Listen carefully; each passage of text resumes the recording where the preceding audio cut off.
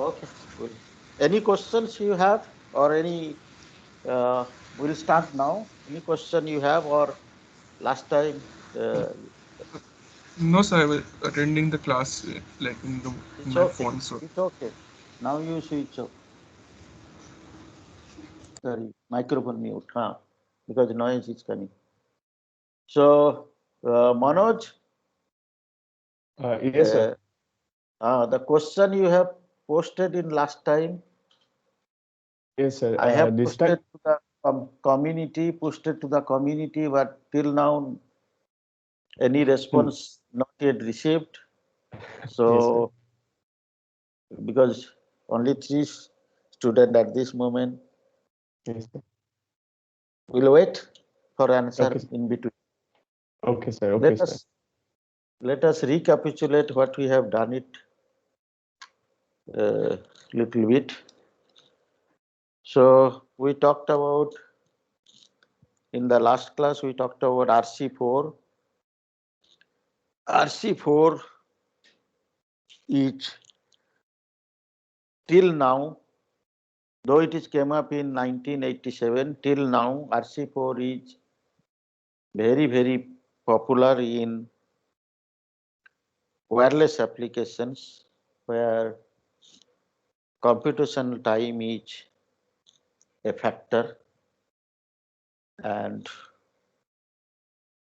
however, WEP, Wired Equivalent Privacy Protocol, this in wireless scenario Wi-Fi able to crack.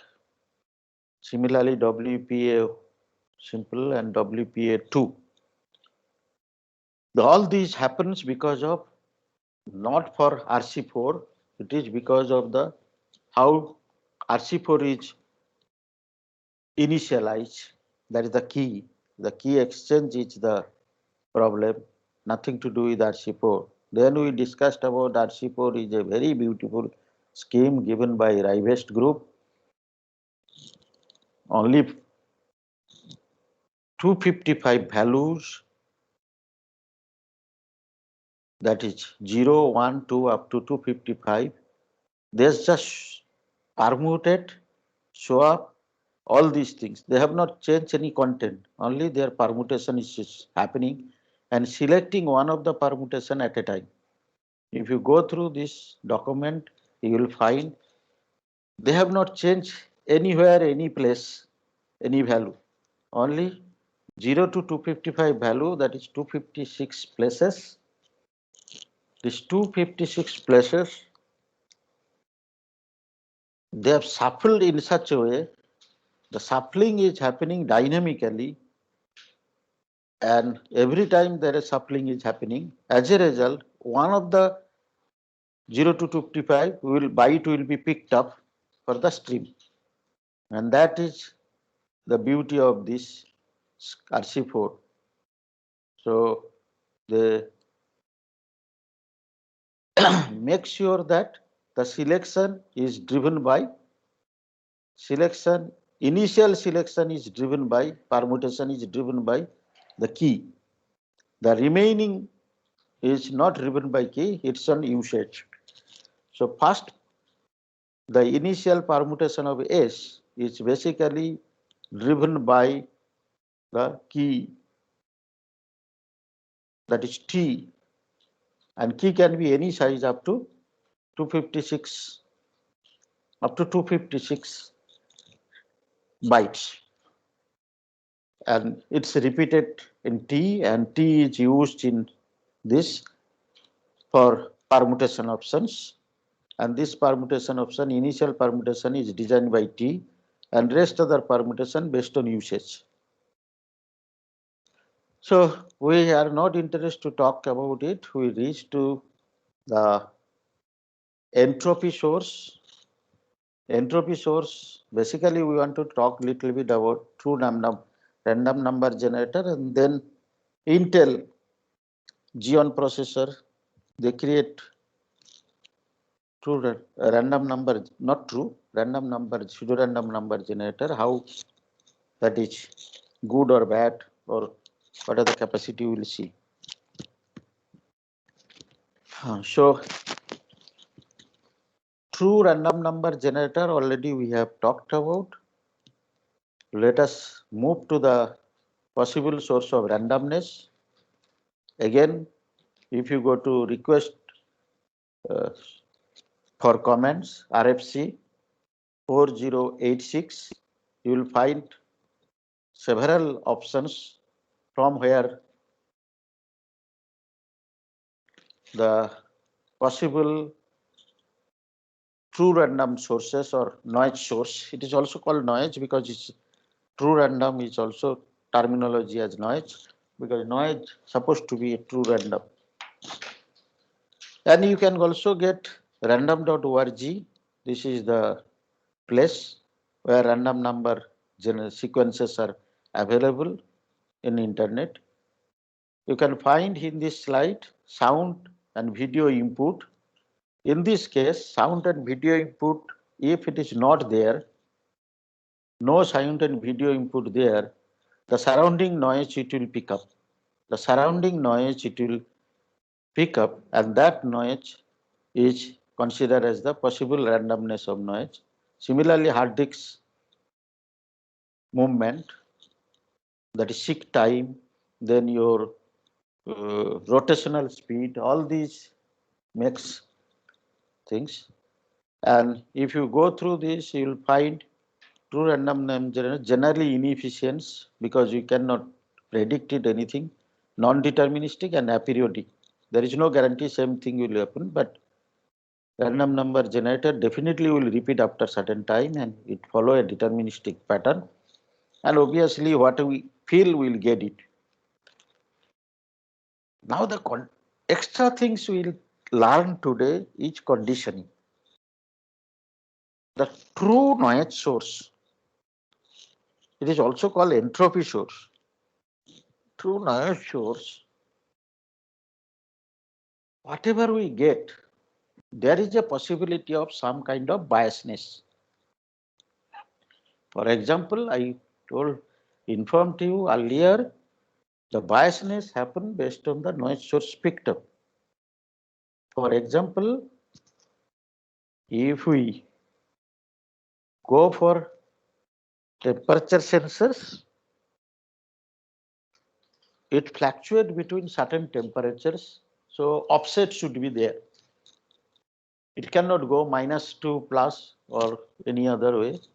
It is also, if you go to the example just now we talked about sound input or video input, that biasness will be there where we are taking the input noise, the place has some offsets or some noise, background noise, remain certain level. So again, NIST, their standard, it came up 800-90B, define how to remove biasness or how to make it acceptable in our format. That conditioning of the true random number generator after conversions, that is analog to digital conversion, whatever we get, the biasness elimination or biasness conditioning, removing biasness, they have come up with standard and they define certain criteria. So basically the entropy rate, the bias, how to remove, and conditioning algorithm. So they also come up with some concept. It's called, typically conditioning is done by using cryptographic algorithm to scramble the random bits. So basically there will be bits, may not, some biasness should be there. How to remove this, eliminate biasness and increase entropy? Two common approaches used is the hash function or symmetric block cipher. Already we have shown that true random number source, I converted into binary. After by getting that, If I pass through hash function or symmetric cipher like AES, any biasness is there, that biasness will be removed. Ultimately, the result is better to use this. The hash function we will discuss later on. Hash function is one-way hash function, what we told, we will continue. So basically what is talking about? Non-deterministic bit source, noise source, we will digitize, that is analog to digital. Then we do conditioning and good. This conditioning can be hash function or encryption options. Health testing is another important issue, that if the after conditioning also output is coming same, like because the input is not too much changing, remain steady state, then your output, if conditioning thing also, your output will remain same. So that's why the health test of the noise source is one of the requirement. But the health test, whatever is there, is basically looking into the output and checking that whatever I am getting, really it is pure random or not. This pseudorandom test, what we have discussed in the earlier NIST, that test suites of 15 test suites, is not applicable here. It's a different kind of test.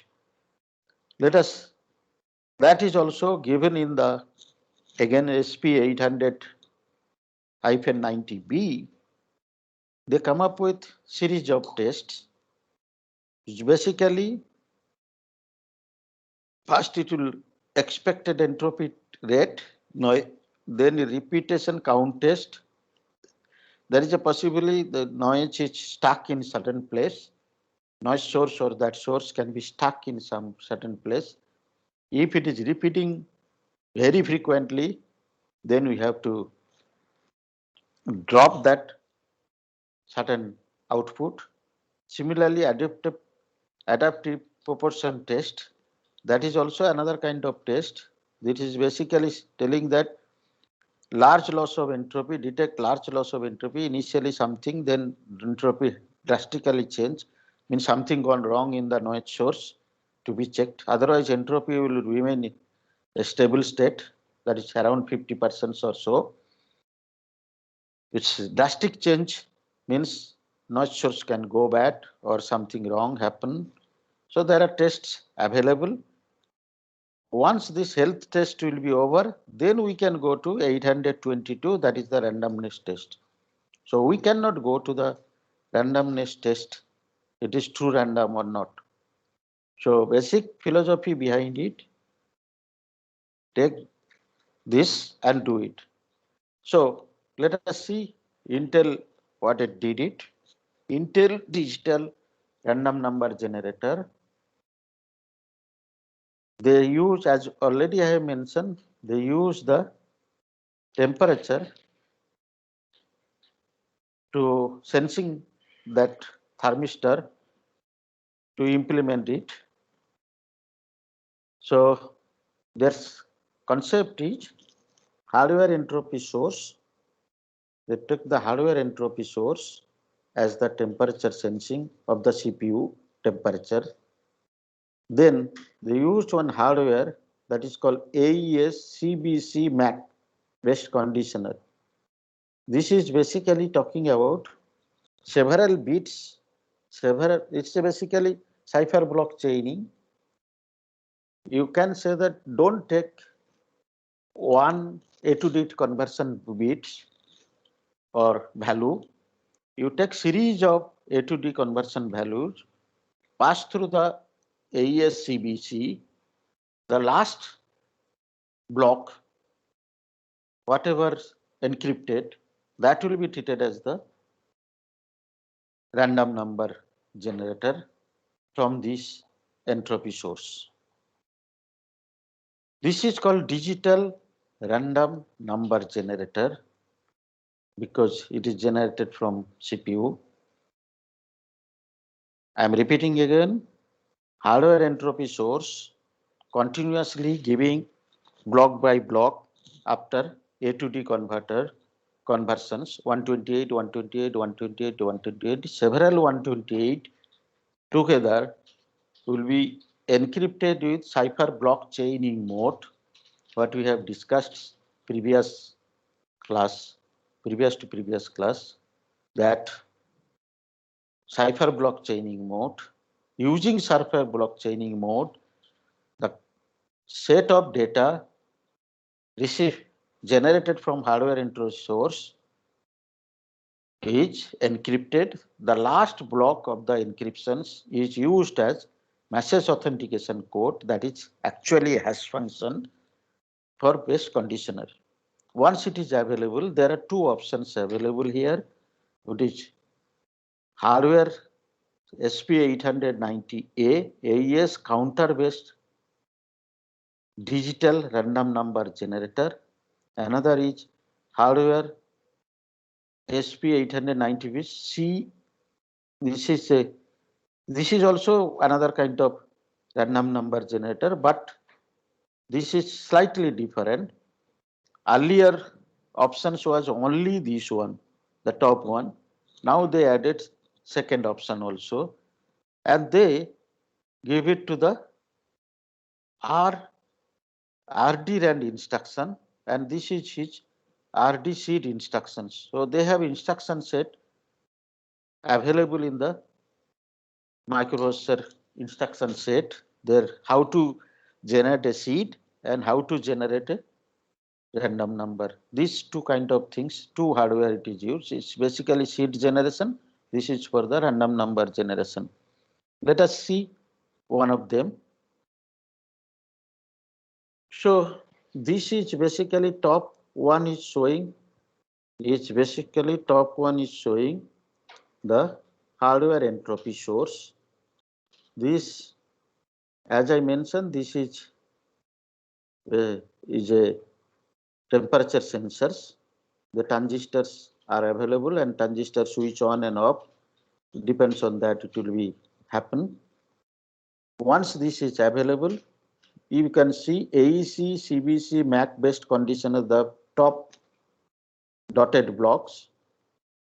1, 2, 3, 4, 4 blocks it takes at a time. And first 120 bit encrypted with key K. Now how K is generated, we will see. The K is, you can see K is generated, self-generated key. Key is not taken from anywhere. You can easily find out this key is fed from the previous pseudo-random generator. So this key encrypt here, then the result is given to the next, then result is given to the next, then result is given to the next. So this is one, you have 128 bit final hash or MAC, and this is another this. This together is 256, and this 256, if you look, this is counter based PRNG. It's taken the initial value 0, incremented, encrypt, and 256 JOR with it generated key and V, what we have discussed, counter mode cache. This key and the one is encrypted, and finally we will get the pseudo-random bits. This, the lower block, already we have discussed before RC4. Lower block we have discussed before RC4. If you can recollect, this portion is the initial setup. This portion is the thing. It's a continuous.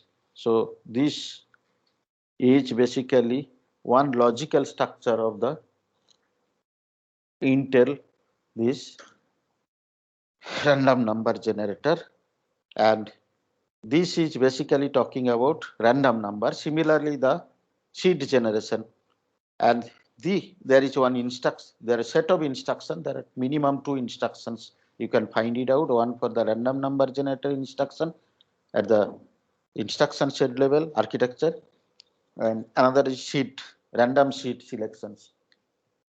Slightly difference in this, one is used for key another use for the key stream purpose. So we'll close this chapter because this chapter we have discussed about triple DS little bit, but not more because already we discussed earlier. Then we discussed about the pseudo-random generator related activity, and later on we discussed RC4 and true random number generator. Now coming back to our questions I posed in the last class at the beginning. Manoj has initiated the questions, and that question, here anyone got answer? Let us discuss for a few minutes. What is the question? How to bypass our UTM or firewall? Anyone got any answer?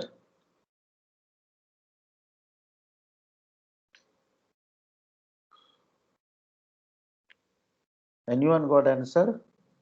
How to bypass our firewall?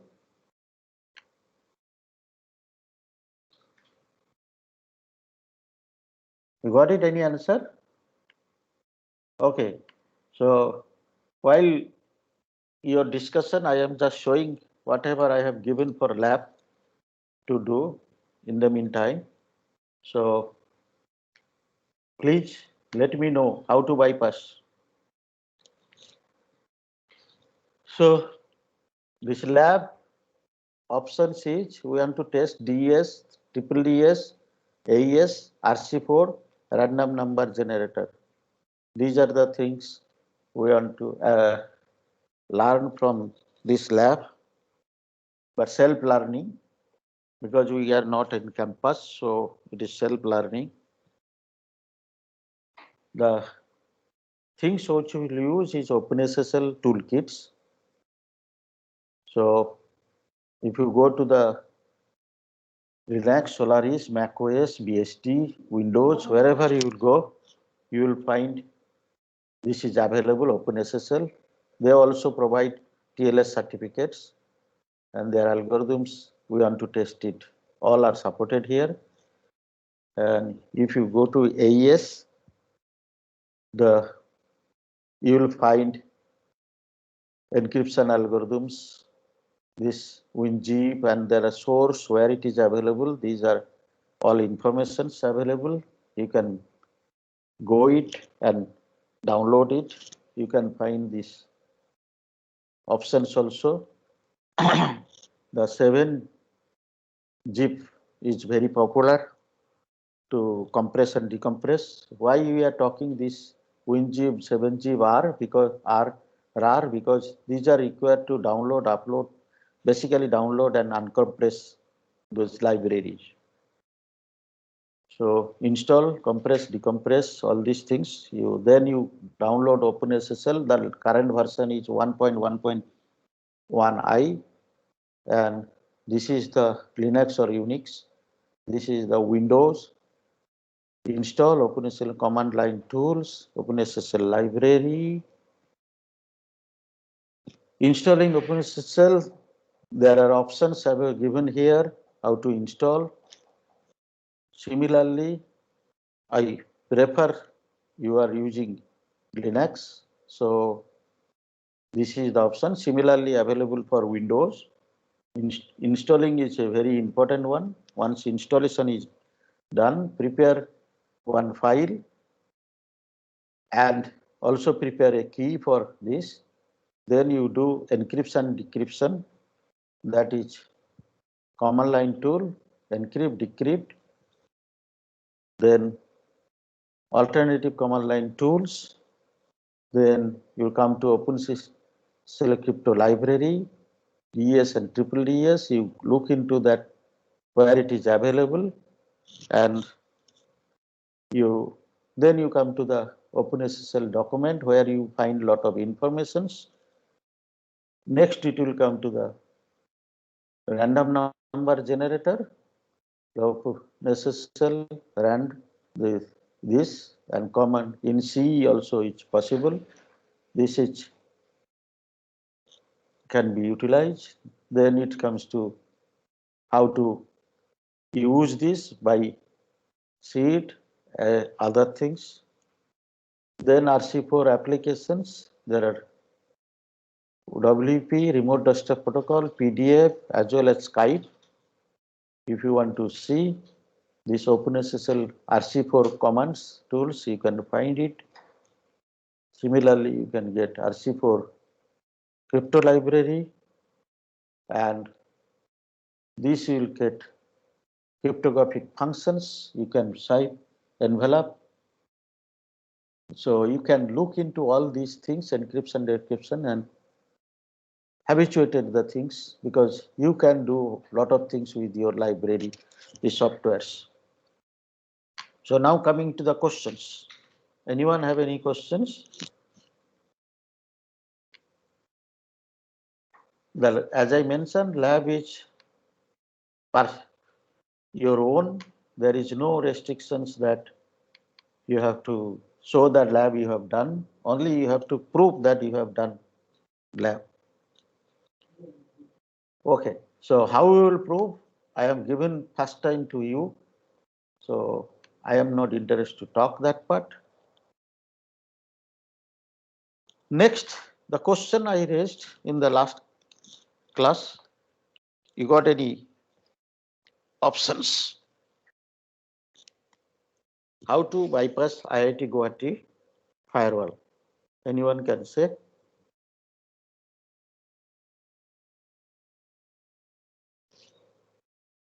No answer. Manoj, no one answering. What to do? Manoj sir? No one Sir, is answering. What to you do? have to answer How I can answer? because they might not be there. Some initiation is required. Otherwise, one-sided story Yes. cannot. Okay. Sir, we can look for open ports Okay. in the. Manoj, you mute it. Yes. Sir, I actually checked. I did an Nmap for that that gateway, but only one TCP port is showing. I mean, it is showing that it is denying. It's not responding for the port queries. So, Obviously. yeah, That is I mean, obvious. only one TCP port it is showing that it is open. I mean, no other information. You are, I think you are novice maybe. Utkarsh, you can say, how we will find it? You are a Sir, firewall. You are a firewall, correct? And you will allow anyone to know what you are running and what you are not running? Definitely not. So Nmap, if you run, immediately you will deny to check. Utkarsh, what you are telling? sir, I was just telling that only that we can check for open ports if there are any. Check for open port directly. You cannot get it by scanning. What Devanjan has mentioned. By scanning, you cannot get it, because scanner, it will not allow scanner to scan what are the ports open or what are the ports closed. Then, so Nmap is the scanner. This is a penetration testing tool. If you run Nmap, our Fortinet firewall will not give any informations. Instead, it will say that not allowed or similar kind of things what Devanjan got it. What else option remain? Utkarsh? Anything? No, sir, I don't know, sir. Kaushik, can you think of? Kaushik, can you think of? Sir, Don't maybe think why conventional way. Don't think conventional way. You have to think non-conventional way. Because conventional way, definitely the our firewall, or you as the firewall, if someone contacting you for details, conventional way you will not disclose, correct? So, sir, maybe what? while it's communicating, we can observe what ports it's using. Okay, that is one option. So obviously we can happily say 443, that is HTTPS is open. Like this, You have to intuitively do. You assume you are a cryptanalyst. What you will do? What are the possibilities? Possibility number one, what I told, 443 is open. That is HTTPS port is open. What else can be open? You can say HTTP open, then it is okay, 80, but 80 may not be, because nowadays everything is secure. So port 80 will not be available, telnet will not be available, FTP should not be available, but SFTP possible, secure FTP. There is a possibility of SSH if it is allowed by Fortinet firewall for some people. So SSH, secure shell, secure shell, secure shell, secure telnet, secure FTP, secure HTTP, all will be allowed, depends on the requirement. Fine. All are based on TCP. What else? Anyone can say? You have to go to the internet, you have to check Fortinet firewall. First, you have to know what firewall IIT Guwahati has taken. Is taken Fortinet firewall. Fortinet firewall means it's a Chinese type firewall. Now go to the net. You have a blogs, search in blogs. Which are the ports usually need to be open when firewall is there? Okay, because you may host some, for example, Microsoft all mail should allowed, Microsoft all operations should be allowed, use inside to outside. So they may be using some port for Microsoft purpose, email purpose. They may be using some ports for Google email purpose. They may be using some ports for someone hosted some, like your Alcharinga website is hosted in some other place, Technis website is hosted in some other place. And you are in IIT Guwahati, you want to update, modify, or control everything you have to do in your host staying in IIT Guwahati. So you need some of the port to be open, correct? To control those things or manage those things. Now you got it. How you have to search it? Devanjan, have you got it? How you have to search it? Yes, sir. If I go and ask what are the ports you have kept it open, you never will say. You have to be cryptanalyzed. You have to be assume you are attacker. So you have to gather knowledge from other source. What are the possibilities a person remain inside? A person should do. All that context, you have to find which are the ports are open, which are the ports are closed. Easily find out the open set. Now, if you got the open set, next job will come in picture. I got port, let some Alcharinga websites, which is hosted in outside IIT Guwahati or Technis website IIT Guwahati.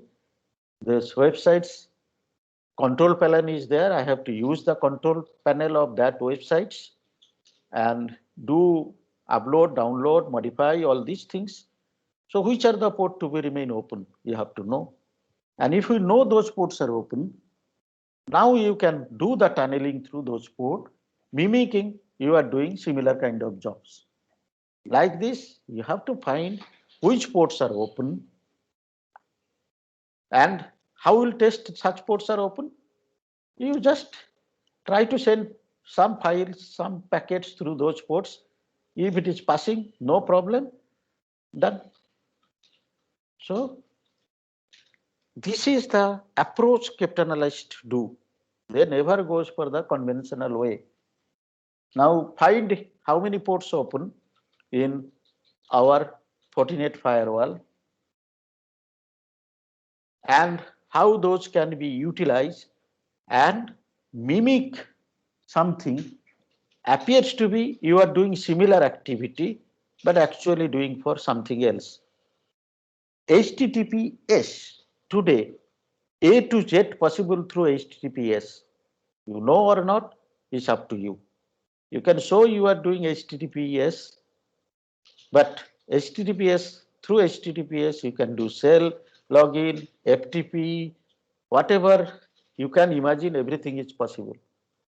And you can show mimic for some applications and run some other applications. Please remember, every application has a profile, and that profile is generated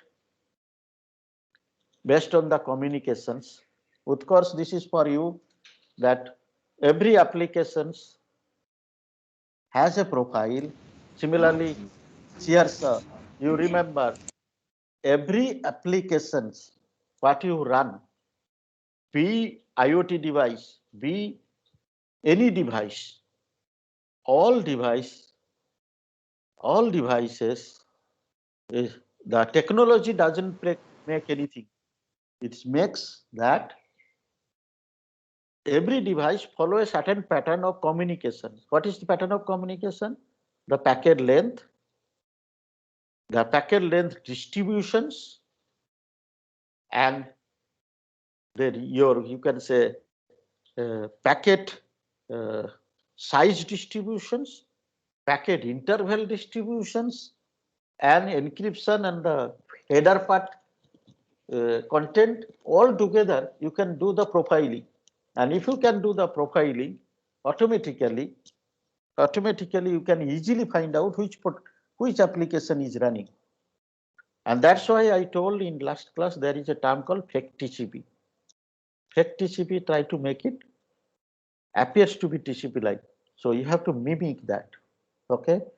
So we'll stop here again, stop here related to discussions. Then we'll back to the next set of slides. That is next chapter, which is related to the asymmetric encryption, public key crypto systems. I ready to talk more if you ignite me. Okay. Now back to class. We have asymmetric encryptions. Asymmetric encryption means our encryption and decryptions, both encryptions and decryptions, both algorithms use two different key, encryption key and decryption key. The algorithm parameters are different. If so, then it's called asymmetric, because two operations, I am using two different parameters or key, and that's why I call asymmetric keys. And there are terminology, public key certificates. We'll discuss in this maybe another for 6 or 8 class after that. There is called public key certificate. Public key certificate is some trusted authority sign a document. That document contain the public key of mine. Then the certificate will be treated as public key certificate. Public key of mine is certified by trusted authority. That is public key certificates. So public key certificates we will discuss detail later on. So once come to the public key certificate, one trusted authority, if you go to your browser, you will find there are several public key certificate authority. One of them is Visa, MasterCard, American Express, and so on. Public key cryptographic algorithm, already we will say. Public key infrastructure is basically set of policies, processes, server platforms, softwares, workstation, maintenance, all these things maintained by the public key crypto systems, all these things, and public key certificates. This is called public key infrastructure. So misconception concerning public key encryption. Public encryption is more secure from cryptanalysis and then symmetric encryptions. public key encryption is general purpose technique has made symmetric encryption obsolete. All these conception, whatever written, there is a feeling that key distribution is trivial when you use public key encryption compared to the cumbersome. These all statements has no validity unless the context is properly defined. You can say public key encryption is more secure than symmetric encryptions. This statement is not valid because you have not clearly mentioned everything. What symmetric encryption and what public key encryption system you are comparing, that is you are not mentioned. Similarly, public key encryption is general purpose technique that has made symmetric encryption obsolete. This statement is also wrong. And the other things also wrong. In other way around, public key crypto system and symmetric key crypto system, they coexist and they both are required for our day-to-day life. We'll discuss subsequently. Principle of public key crypto systems. This is basic philosophy behind it. Public key cryptography evolved around two most difficult problems associated with symmetric crypto systems. In symmetric crypto system, we have mentioned that key should be changed at a certain interval or key should not be used after certain time, which leads to exchange of key or redistribution of the key between parties. That is, key distribution is one of the toughest job in case of symmetric crypto systems. That was the first and difficult things. Second difficult things is if you are using symmetric crypto systems, if first party encrypt and send the data reach to the second party, that the receiver, that when dispute will come, that who has sent the data, first party can say that second party has encrypted and generated, first party has not sent it. Similarly, second party can say first the reverse. So basic thing is the data what is transmitted between first party and second party, that is the sender and the receiver. No one can say it is originated from first party, that is the sender. So digital signatures, one of the toughest job or not possible, better to say that not possible in symmetric crypto system. Signing or authenticating that it is originated from the origin authentication is not possible in the symmetric key system. So key distribution is one of the things, and second thing is that this leads to public key crypto system. So public key crypto systems, if you look into this, there are 6 entities. There's also similar things are there, only it is just manifested like this. You can say you have a plain text, you have ciphertext, you have encryption algorithm, decryption algorithm, public key and private key. So earlier it was only one key, now we have 2 keys. Public key can be used for encryption or decryptions, depends on the context. Private key can be used for encryption and decryptions and or decryptions, depends on the context. So let us see. Bob wants to send some data to Alice secretly. Bob definitely pick up the public key of Alice to encrypt the data to send it to the Alice. So plain text encrypted with the public key of Alice, assuming that Bob has the authentic public key of Alice. That is our assumption. Genuine public key of Alice available with the Bob, and Bob encrypt that plain text with the public key of Alice and send it to the Alice, and Alice can see. We remember, no one can see, because after encryption, decryption can only be possible by the Alice using the private key. So it implies the public key is known to each and everyone, whereas private key is known to only one. That is the party own it. That is in this case, Alice. This is secrecy. This is used for secrecy.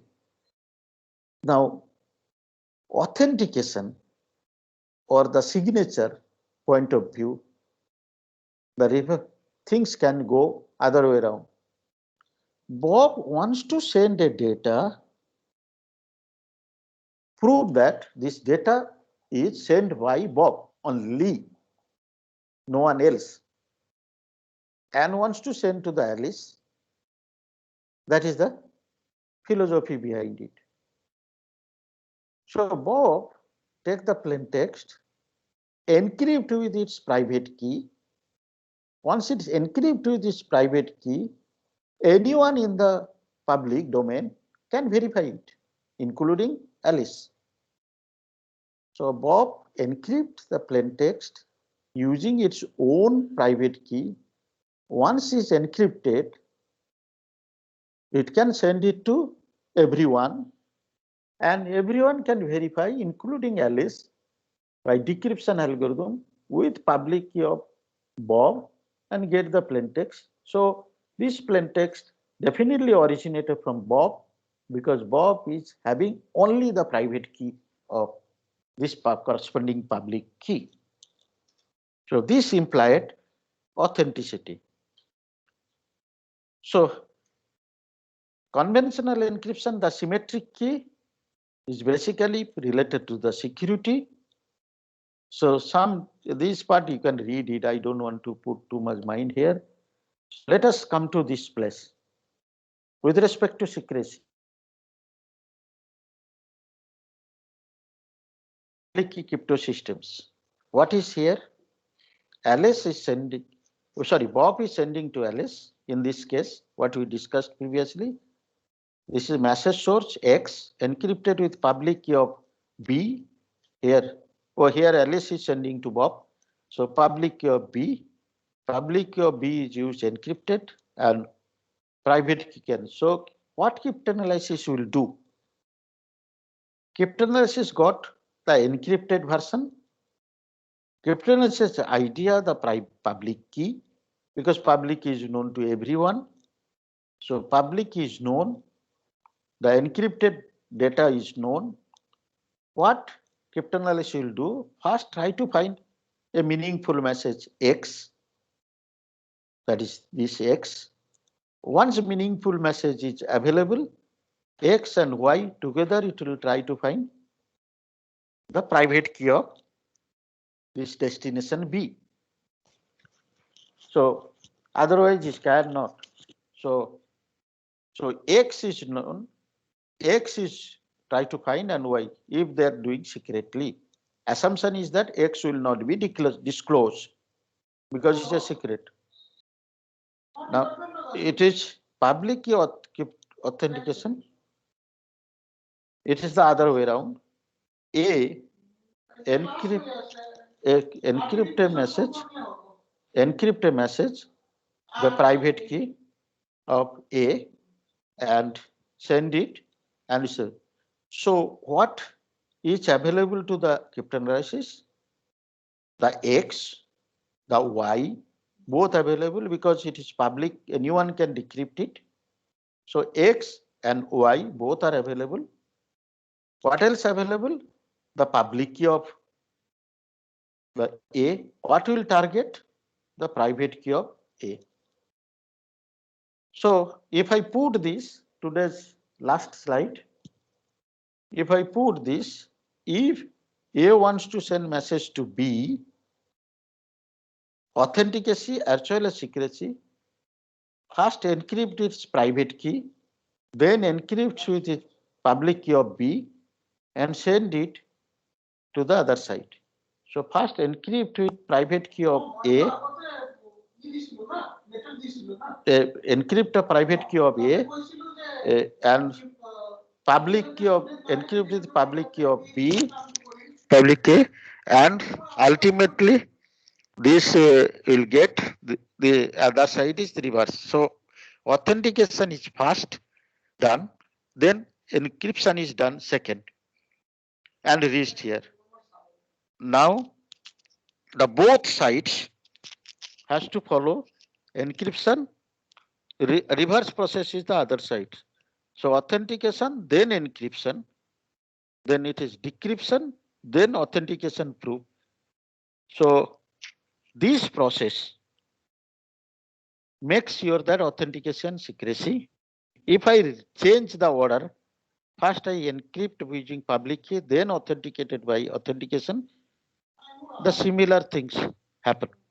Similar things happen. So question today is which order we will apply? First authentication, then encryption, authentication, then secrecy, or secrecy, then authentication. We end with this.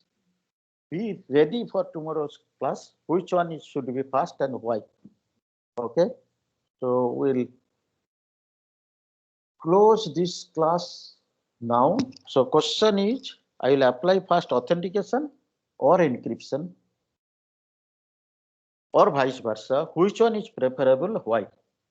So authentication secrecy or secrecy authentication. Both are giving similar results from attack point of view, but which one we should do first and why? Which order we should apply? That's the question remain for today's class. To answer in next class, please ready for it and discuss next class tomorrow. You have any questions, please ask me.